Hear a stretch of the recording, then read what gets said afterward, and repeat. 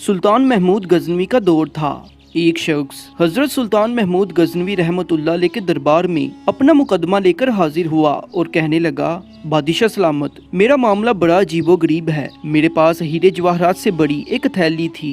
मैं कहीं सफर पर जाने लगा तो मैंने सोचा कि हीरों से बड़ी हुई थैली अगर अपने साथ लेकर गया तो खुदा न खास्ता रास्ते में कोई हादसा ना हो जाए और ऐसा ना हो कि मेरी उम्र भर की कमाई एक झटके में मेरे हाथ से निकल जाए। रास्ते में कोई चोर चकार भी मिल सकता है जो इस हीरों से बड़ी थैली को मुझसे छीन ले तो मेरी सारी जिंदगी का सरमाया मुझसे जाता रहेगा। लिहाजा मैंने सोचा कि इस हीरों से भरी हुई थैली को किसी ईमानदार बंदे के सुपुर्द करके जाता हूँ और वापसी पर ले लूंगा। तो मैंने ऐसा ही किया। उस इलाके के एक वजीर के पास गया और उस हीरों से बड़ी हुई थैली को उसके पास ईमानतन रखवा दिया और फिर मैं सफर पर निकल गया।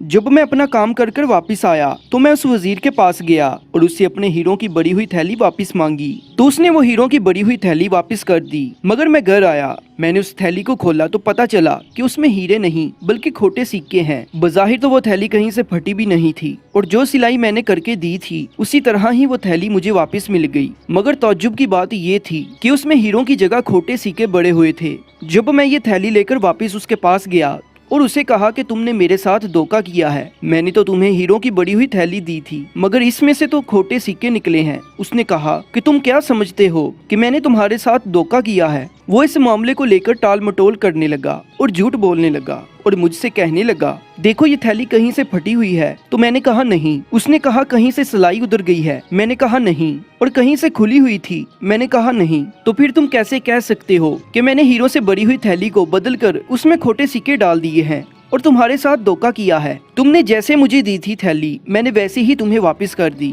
वो शख्स सुल्तान महमूद गजनवी से कहने लगा, अल्लाह रसूल का वास्ता है बादशाह सलामत, मुझे मेरा हक वापस दिलाइए। मैं इस मामले में सच्चा हूँ। मेरी वो थैली वाकई ही हीरों से बड़ी हुई थी। मेरी उम्र भर की कमाई थी। मैं लुट गया, मैं बर्बाद हो गया। मेरी कुछ मदद कीजिए।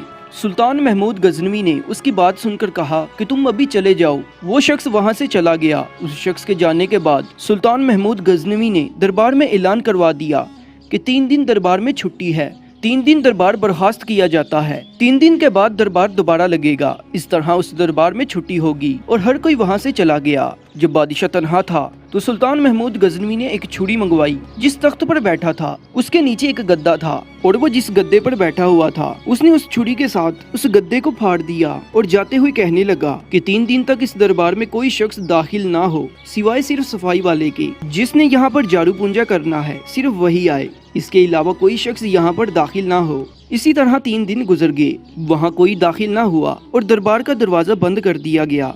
बादशाह के चले जाने के बाद जब सफाई वाला दरबार में दाखिल हुआ तो उसने अपनी सफाई का काम शुरू किया तो देखता है कि बादशाह के तख्त का गद्दा फटा हुआ है। उसने जब वो गद्दा देखा कि वो फटा हुआ है तो उसने फौरन सोचा कि अगर मैंने ये मामला ना उठाया और इसकी तफ्तीश मैंने ना करवाई तो हो सकता है कि मेरी इस दरबार से छुट्टी हो जाए, मेरी मुलाजमत जाती रहे। लिहाजा उसने दरबार में शोर मचा दिया कि बादशाह जिस तख्त पर बैठता था वो गद्दा फटा हुआ है और अगर बादशाह को पता चल गया तो ये तो हमें कहीं का नहीं छोड़ेगा, वो तो हमें दरबार से निकाल देगा। ये शोर सुनकर जो लोग दरबार में थे वो सब इकट्ठे हो गए और अफसोस का इजहार करने लगे कि ये कैसे हो गया, ये गद्दा किस तरह फट गया। इसकी असल वजह जानने की कोशिश की गई लेकिन किसी को भी नहीं पता था कि ये सब कैसे हुआ और पता भी कैसे चलता।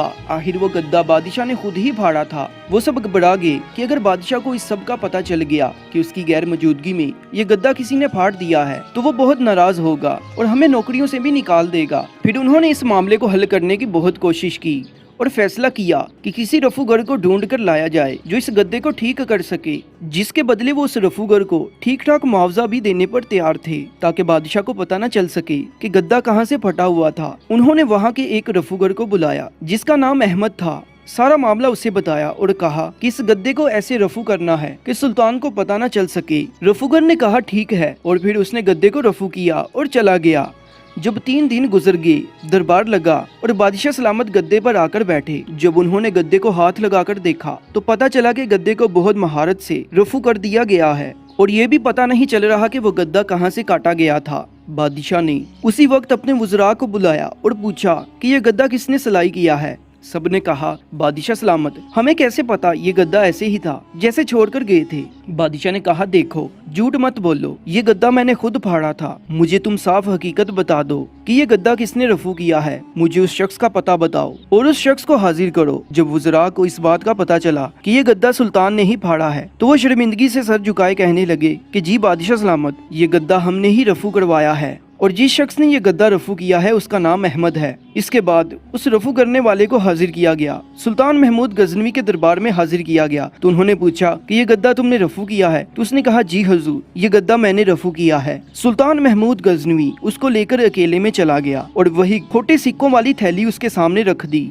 और कहा कि तुम इस थैली को पहचानते हो? रफूगर ने कहा, जी हुजूर, मैं इस थैली को पहचानता हूँ। बादशाह ने कहा कि इस थैली को तुमने रफू किया है, इसमें क्या था? उस रफूगर ने तमाम मामला सुल्तान महमूद गजनवी के सामने रख दिया कि हुजूर, मेरा इसमें कोई कसूर नहीं है। मुझे वहाँ के फलां वजीर के गुलाम ने ये थैली लाकर दी और मुझे वजीर का पैगाम दिया कि इस थैली को खोटे सिक्कों से भर दो और इस तरह रफू कर दो कि पता न चल सके। बादशाह सलामत, मैंने वैसा ही किया और फिर मुझे उस थैली में से हिस्सा भी दिया गया। बादशाह ने कहा, ठीक है, तुम चले जाओ, मगर जब मैं तुम्हें बुलाऊं तो तुम्हें वापस आना होगा। उस रफूगर ने कहा, ठीक है। उसके बाद सुल्तान ने उस वजीर को अपने दरबार में बुलाया और उसे कहा कि तुमने फलां शख्स के साथ ये धोखा किया है, ये खियानत की है। वो वजीर ना माना। सुल्तान महमूद गजनवी ने कहा, अभी तो मैं अकेले में पूछ रहा हूँ, तुम सच बता दो। अगर तुमने सच ना बताया तो मैं तुम्हें बड़े दरबार में पूछूंगा और अगर तुम्हारा झूठ साबित हो गया तो तुम्हें मनसब से भी हटा दिया जाएगा और बड़े मजमे में जलील और रुसवा भी किया जाएगा। वजीर ने कहा, नहीं हुजूर, मेरी सफेद दाढ़ी को देखिए, मैं ऐसा नहीं कर सकता और मैं ऐसा शख्स नहीं हूँ। उसने ईमानतन मेरे पास जो थैली रखवाई थी वो मैंने वैसे ही उसको लुटा दी है। अब मुझे नहीं पता कि उसमें हीरे थे या खोटे सिक्के। बादशाह ने कहा, ठीक है, अब बड़े मजमे में ये बात होगी। जब उस शख्स को बड़े मजमे में पूछा गया कि हाँ भाई, तुमने ऐसा काम किया है, तो वो अपनी बात पर कायम रहा और वो ना माना कि उसने ऐसा किया है। बादशाह ने हुक्म दिया कि उस रफूगर को हाजिर किया जाए। उस रफूगर को देखते ही उस वजीर का रंग फक हो गया और शर्मिंदगी से उसकी गर्दन झुक गई। सुल्तान महमूद गजनवी ने कहा कि तुमने बहुत जुल्म किया है। तुमने एक गरीब आदमी की सारी उम्र की मेहनत करके जो उसने हीरे जवाहरात इकट्ठे किए थे, तुमने उसके साथ धोखा किया है, लिहाजा तुम्हें तुम्हारे मनसब से हटा दिया जाता है। इसलिए तुम मेरे दरबार से निकल जाओ, मुझे नजर मत आना, वरना तुम्हें इससे ज्यादा नुकसान भी उठाना पड़ सकता है। प्यारे दोस्तों, ये वो शख्स था जिसको उसके ओहदे की वजह से जहाँ से गुजरता था वहाँ उसे सलाम करते थे, उसकी इज्जत की जाती थी और झुककर अदब से उसका एहतराम करते थे। मगर उसकी इस हरकत ने उसे कहीं का ना छोड़ा। अब वो जहाँ से गुजरता लोग उसको लान तान करते और कहते कि तुमने अपने मनसब का ख्याल भी ना किया, तुम कैसे इंसान हो कि तुमने एक गरीब का हक मारा है। जिस शख्स ने पूरी उम्र मेहनत करके जो हीरे जवाहरात इकट्ठे किए थे उसने तो ईमानतन तुम्हारे पास रखे थे और तुम कैसे धोखेबाज शख्स हो कि उसको धोखा दिया और ईमानत में खियानत की। तुमने दुनियादारी के लालच में आकर ऐसा काम किया और अपने मनसब और अपने घर वालों और बाहर वालों की नजरों में शर्मिंदा हुए, लिहाजा तुम बहुत जालिम इंसान हो। मोहतरम नाजरीन ग्रामी, बहुत सारे लोग दूसरों के साथ इसलिए जुल्म कर जाते हैं क्योंकि वो उनसे मुकाबला करने की ताकत नहीं रखते।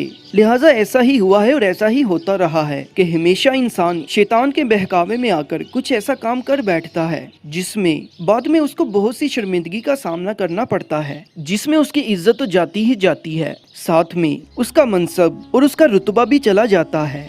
लिहाजा हमें अपनी नीयतों को साफ रखना चाहिए। अल्लाह ताला अमल की तौफीक अता फरमाए। आमीन या रब्बुल आलमीन।